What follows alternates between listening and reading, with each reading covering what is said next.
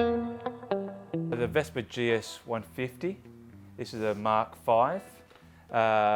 With its perfect proportion, design and elegant styling, this GS150 is probably the most sought after of all Vespa collectors for its beautiful shape and style. But also because this Vespa became one of the main contenders against the Lambretta in the Scottish 6-day trials.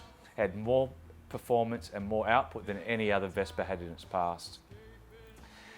This Vespa GS150 was purchased by its owner 15 years ago, and unfortunately he purchased it with every good intention of having it restored, but instead it sat under his house gathering dust until finally his wife kicked him up the bum and said, "Mate, scooter goes or you go."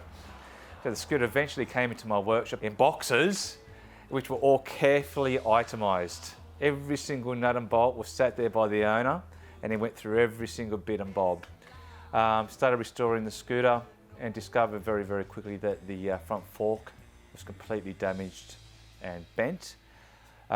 Fortunately, the customer was overseas at the time, so through a quick email, showed him an email, and lo and behold, he found one on the top of a barn in the back streets of Germany and was able to bring back to Australia the last remaining component to restore this beautiful scooter.